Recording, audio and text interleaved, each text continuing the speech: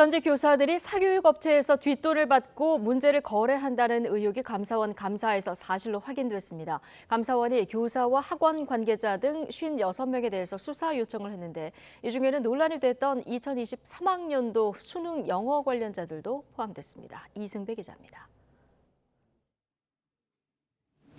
A 교사는 지난 2018년부터 사교육 업체에 수능 모의고사 문제를 주고 금품을 챙겼습니다. 그러다 이듬해 6월부터는 배우자가 아예 출판업체를 세워 책을 팔았습니다.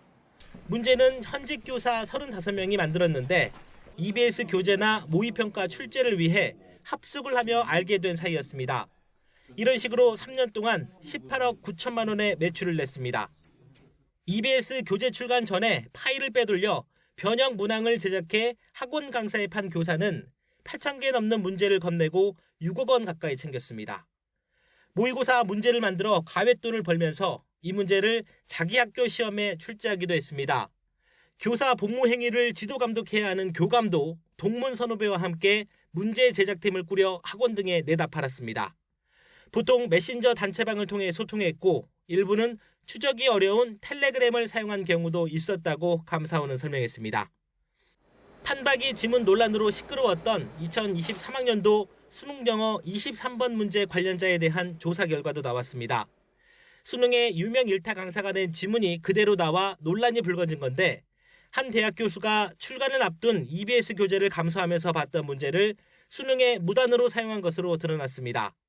일타 강사는 지문의 원 출제자와 친분이 있는 다른 교사에게 문항을 사서 모의고사로 발간했는데 구체적인 유착 관계는 확인 못했다고 감사원은 밝혔습니다. 관리 책임이 있는 한국교육과정평가원이 일 처리를 부당하게 한 점도 확인됐습니다. 사설 모의고사와 중복 검증이 부실했고 이에 대한 이의 신청 또한 심사 대상에서 제외해 논란을 축소하려 한 것으로 나타났습니다. 수능 이후 EBS가 평가원에 연락해 대학 교수가 출간 전 지문을 무단 활용한 사실을 전달했는데도 평가원은 이를 덮었다고 감사원은 지적했습니다. 감사원은 정확한 유착관계 확인을 위해 혐의가 확인된 교사와 학원 관계자 등 56명을 경찰에 수사 요청하고 관련 자료를 넘겼습니다. 이 가운데 거의 절반인 27명이 현직 교사이고 23명이 강사와 학원 관계자입니다. 신속한 수사가 필요한 사항에 대하여 2024년 2월 7일 등 3차례에 걸쳐 교원, 학원 관계자 등 56명을 청탁금지법 위반, 업무 방해, 배임수 증제 등의 혐의로 경찰에 수사를 요청하였습니다.